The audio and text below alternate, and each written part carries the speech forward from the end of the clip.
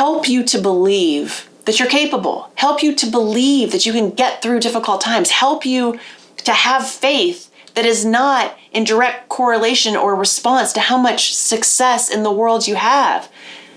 To believe that you matter no matter how many pairs of shoes that you have, or no matter how many titles you have, or no matter how much money you have. Like, none of that matters. God is wise enough and loves us enough to show us the way.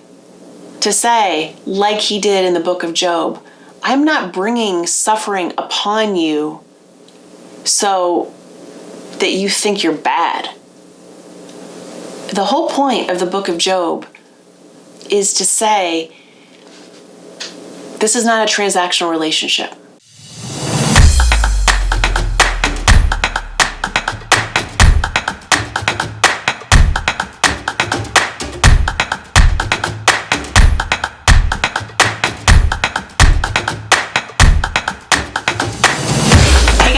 It's Beth. Thanks for joining me. I thought we could dive into, an easy peasy bit of scripture today called, wait for it, Job. Yeah, a lot of people, my former self included, used to think it was Job, because you guys remember how I'm always kind of like talking to you about, if you can't pronounce the names of the Old Testament, just make them up. Job, Job, Bill, Peter, Mary. I say that with a hint, obviously, of sarcasm, which hopefully most of you have picked up on by now, is sort of my second language. But it's helped me. It's given me permission to engage scripture, because before, you guys, I had perfectionism tendencies. So I thought, man, unless I get this whole thing right, I'm going to hell. That is what I have come to learn many people fear. Many people hear as they grow up in certain church structures, home structures, constructs, right? Societal expectations, like this is the way we do it, and get on board or else. If then that, right? So it's like this transactional formula. And when we live in fear that we're going to mess up this transaction, most people are like, forget it. I'm out. Just whatever. I don't care. I can't deal with it. I'm never going to understand. And that's like the worst possible thing to do, is to give up with anything, quite frankly, but for sure with the story of scripture. Now, hear me when I say this. I, again, came out of the womb questioning everything. I'm like, but why? That doesn't make sense. Why do I have to listen to these people? Why does this guy know, or this person know more so than I might know? Like, who died and made them like King of all kings, right? That's kind of my question. And then all of a sudden in my life, somebody goes, well, hey, Jesus is King of kings. I'm like, great, maybe he knows. He does. My problem with landing on that as an answer is that it's not super clear. That's great. I have the faith to believe and to be unwavering in knowing that absolutely Jesus is Lord of Lords, King of Kings, knows all of all. But he's not like here, right? Visually. He's not able to be heard audibly unless we engage. I've said time and time again, man, it would just be really easy if God would just like tell me the answer. Just tell me straight up, black and white. I am a very left-brained, don't live well in the gray areas, or at least I haven't traditionally. I've gotten to a point in my life where I've realized we're not supposed to have all the answers. Because one, it's exhausting. It is literally exhausting. There will always be something else to strive for, to accomplish, to get right, to get 110% on a test that, the max is 100%. I was that girl. Sometimes I still am, and I have to just laugh at myself and go, what is the point of this? Like, seriously, you're never going to get it all right. None of us are. And that is what I want to invite you today to hear a little bit more about, is the idea that, there's a mistaken notion out there, right? That it's this idea that having strong faith is the same thing as feeling absolutely certain that the way our belief system is right. So, people will say, wow, that person is a person of such strong faith. The way they get to God, or the way they think, or the things they've uncovered, man, that must be right, because look at that faith. We sort of equate those two things. Some of the wisest people in my life have had nil in terms of faith. And conversely, some of the most faithful people I've known in the course of my life go, I don't think it matters. I know I'm not right. I don't have the only answer. And so it's taken many years of falling down, of Job experiences, which we'll get to in a second, for me to realize I don't think that the Bible's a rule book. I don't. I used to, and I used to think, well, for a rule breaker, this is kind of a setup. Like, I am still the person that says, I don't know, where did that rule originate? Like, whose idea was this? Why is that a good idea? I don't like the rules. The rules are kind of subjective, and I don't deal well with subjectivity. I deal well with, you know what, this seems like a good idea. And if it's not, I'll learn from it. That, I think, you guys, is what Scripture invites us to. I think that's what God invites us to, is a journey.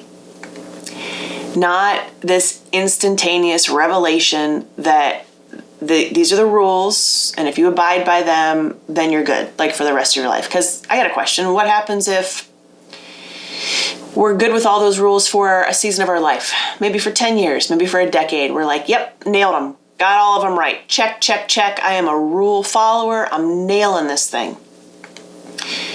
And then something comes along like suffering, divorce, illness, pandemic, loss of a loved one. What happens when those things come our way and we as humans don't have the internal fortitude any longer to be rule followers? What if we are like two giant middle fingers up to the rules at that point? Does that mean that God says, no, you're out, you're going to hell? And then what happens? Like for me, it was a ping pong match. My life has been sort of this back and forth. Like I feel really good and I am spiritual today and I'm following these rules and I'm a good person.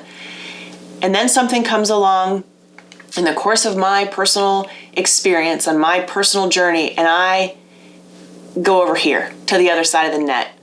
And I'm like, man, forget this. It's impossible.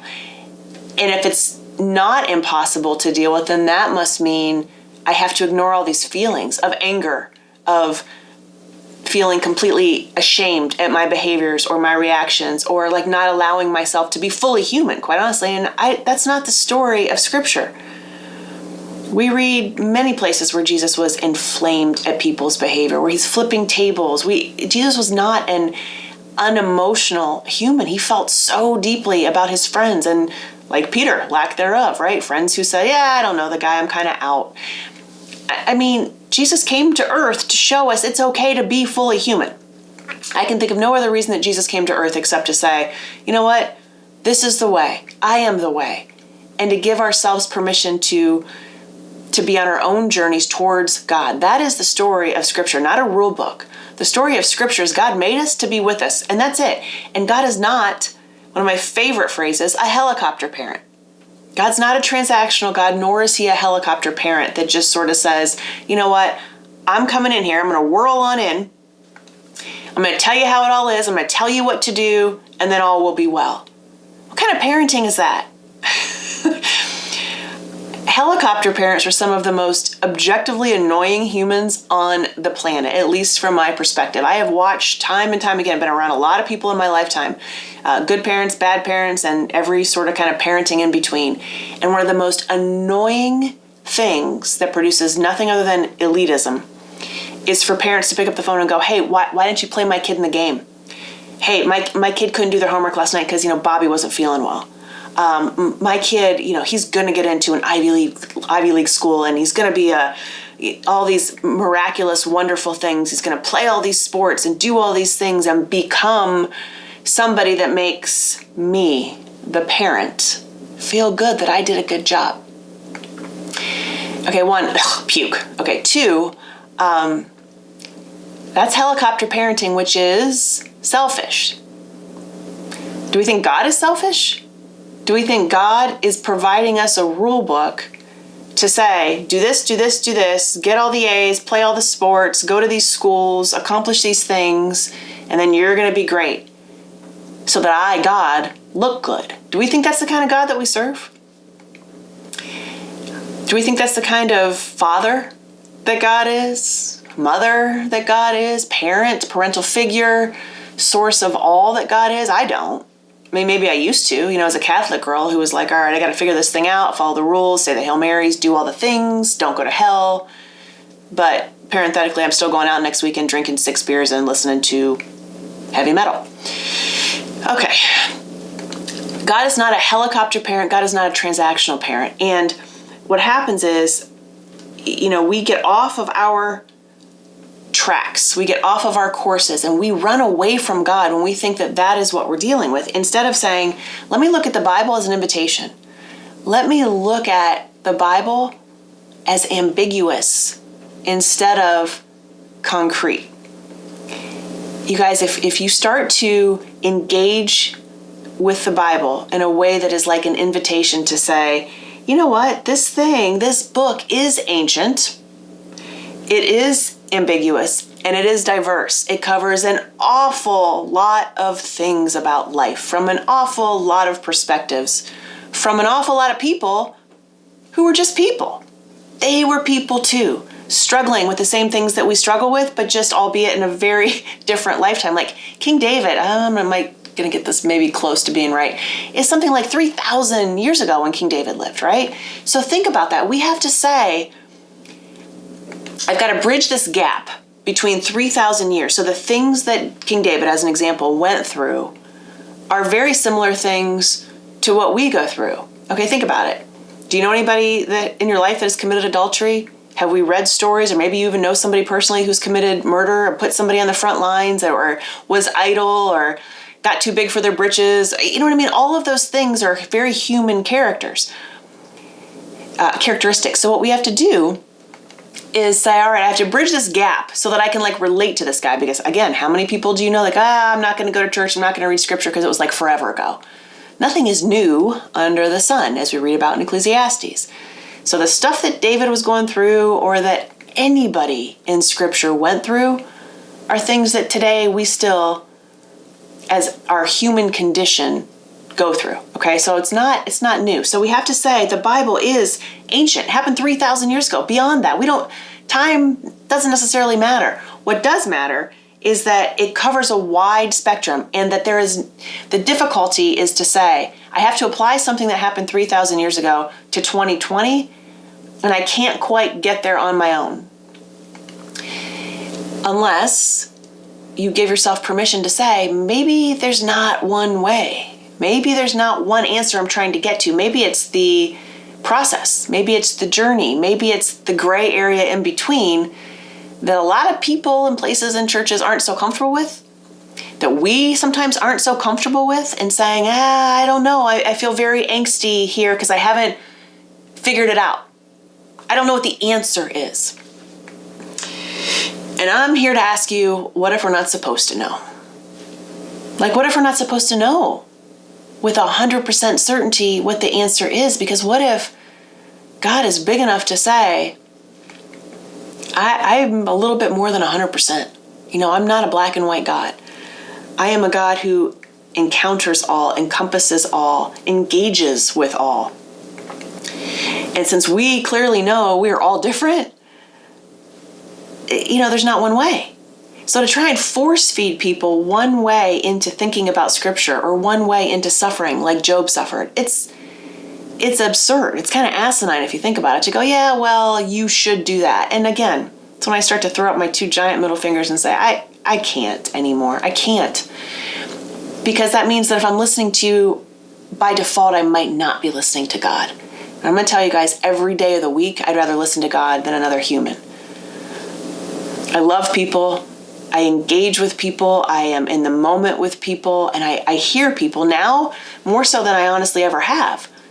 But I also hear them from a place of their questioning too. Good. That's what I say. Let's bring all of our questions to the table and say, let's just love each other as we give each other room and space to have varying ideas and different conclusions that aren't conclusive. Okay, can we have, please, conclusions that aren't conclusive and feel okay about that? The spiritual disconnection that people feel today right? It's because of our expectations. We are expecting, or have been told to expect, that the Bible is the end-all be-all. It is the Bible itself, like perfect and holy. And okay, yes, it is, because it's the Word. Jesus is the Word. Jesus is perfect and holy, no doubt about that. But what if in Jesus's perfection and holiness and infinite wisdom, he says, you're not supposed to know. You're supposed to grow and engage and be on this nonstop quest for wisdom, like to be better, to question your own former thoughts. What if that is the invitation of the Bible instead of getting to an answer? I think we'd all be better off for it. I think more people would pick it up without fear of guilt, remorse, shame, punishment, suffering, right? All the things. A lot of people will say, I don't want to read the Bible because I don't want to know what I've done wrong. The Bible's only going to tell me what a crappy person I am. No. I encourage you guys to get in there and dive in and say, you know what? When we read the Bible, we have to bridge that distance, but we still need to respect it as well. To use our discernment and go, you know what? It's not 5,000 years ago. It's not 3,000 years ago. What it is today. And if we're paying attention, we can't just turn a blind eye to that, right? So I want to just continue to encourage you guys that I believe that God knows best what sort of writing we need, what sort of time in our journeys. You'll hear me say this too when people say, where should I start if I want to read the Bible? Should I start in Matthew? Should I start in Genesis? Like, how do I do it? And my answer is, however resonates with you. Pick it up, open it up, and just read. Because to me, I think that God responds to each of us in a way that he knows, that God knows we need to be responded to, and it's not going to be the same. Like, there is no trick way to get to him other than to be in relationship. Relationship trumps all, you guys. So the Bible was written by various writers, okay? Multiple people who lived at different times and in different places and under different circumstances with different purposes. So in the book of Job, which again, we're diving into right now, easy peasy little book, 42 chapters, okay? It's a hefty read. It's a big lift to read Job, which is kind of why I wanted to start there, because I think, why not just dive into all the suffering? Let me tell you something. Job is not a historical book. Job is 42 chapters of mostly poetry. The first 2 chapters of Job and the last 11 verses are narrative, but the rest in between is poetry, and the rest in between is relationship, mostly of Job's 3 friends, which to me, I think there was like a queen bee. I have to look for a reference to these guys' names. So again, Bob, Bill, Mary, Pat, Joe, whatever's easiest to pronounce for you guys, but their real names, Eliphaz and Bildad and Zophar. Okay, so, most people know the book of Job as just this book about suffering, how to endure suffering, and how to say, you know what, this must be what I deserve. Because those 3 guys that I just spoke to you about, Job's friends, kind of went to him after all of these really bad things about Job started happening to him. And they're like, dude, what'd you do? What'd you do? So the question about the book of Job is one of essentially, how can such a really good and blessed kind of helicopter parent, right? I think that's maybe what Job was. It says right here in the first couple chapters of Job that he was blameless and upright, and he was wealthy, and he came from the east. Okay, so that in and of itself indicates that he was really wise, because wise men came from the east. So Job was like this guy who had it all. He had money, he had wisdom, he had all of the earthly successes that people will define. This guy had 10 kids. They probably all went to Ivy League schools, right? So the thing is, he had it going on. Job had all of this stuff going for him until one day there was this divine council of the gods, like a heavenly board meeting, and Satan, I'm pronouncing it like that, Hasatan actually is what it's called. So we always think, many people think, the book of Job is between Satan and God. Satan kind of tempts God. Hey, the reason Job loves you so much, God, is because he's got all the stuff going on for him in the world. But take away that stuff, and then we'll see how much he loves you, God. That's what people will say Satan tempted God with. Hasatan is the actual right reading of it, and Hasatan's a title. Ha, I think, means the. Satan is just somebody who is an adversary. Okay, so yeah, of course, it's spelled the exact same way Satan is spelled, which doesn't come along until much later in Judaism. So don't think of like this is pitchfork devil going up against God on the throne. Okay, that's not it. This is basically saying, I am an adversary, and I am being an adversary right now and kind of making a point to God saying, yeah, okay, your boy down here, Job, he might say all the right things about you and feel good towards you right now, but you take away that stuff and then we'll see how he feels. And for whatever reason, we don't know. Again, ambiguity inside of Scripture. We don't know why God all of a sudden at this kingdom council was kind of saying, hey, Job is blameless and Job speaks highly of me. We don't know why. He was kind of like bragging on Job to Hasatan. And he's like, yeah, we'll see. So when the first things happen to Job in his life that go kind of sideways, right? God basically tells Hasatan, have at him, but just don't hurt him. That's like the first round of this 42 chapters. And that's what we see. He loses his 10 kids. He loses everything around him. Physically, he's okay at first, but he loses all of this stuff. And as he starts to kind of see all these things dwindle, his earthly possessions and successions and kids and all of these things are just being taken from him, he still doesn't curse God. And Hasatan goes back, and there's a discussion. And then we see Job all of a sudden has boils from head to toe, right? And that is when his friends start to go, dude, what did you do, right? And so there's always this correlation. I think it could also perhaps be called a little bit of the prosperity gospel between people on this earth that have everything from the outside going for them. Perfect kids, perfect life, boat, yacht club, Ivy League, I don't even know. Shirts, shoes, the puffy hair, like the annoying things that people think I'm better than somebody else. When we start to say those people have it going on, that must equal God's favor upon them, then what does that mean for the people that don't have those things? It's the dumbest correlation we can ever make, and it's not ours to make, quite honestly, you guys. It's just not. So, the point of this whole book is that we can have suffering, and we can have endurance in suffering, and we can still not be patient in that. Job, let God have it in this book, right? He questioned him. And at the end of the book, in those last narratives, remember we talked about how the first part of Job and the last part of Job are narrative, and then everything in between is poetry, okay? So if you really want to understand the framework, a framework is basically as it infers. It's the beginning and ending. It's sort of the bookends, right? The bookends for my day. Side note, coffee, wine. And everything that happens in between is like this whirlwind often. Do you guys feel like that in the course of your days? Like, okay, I'm going to start it out. I'm going to hit the ground running. I'm going to pep myself up. I'm going to have coffee. And then all of this stuff goes to where in the middle. You're just like, what in the holy, what is happening right now? It's a hot mess in here. And then at the end, over multiple glasses of wine, in my case, sometimes at the end of the night, I sit and reflect. And I just go, okay, does all of this, am I supposed to have it all figured out?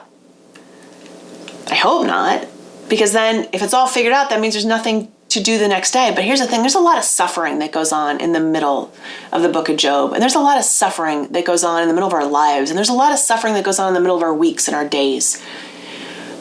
None of this is easy, you guys, none of it.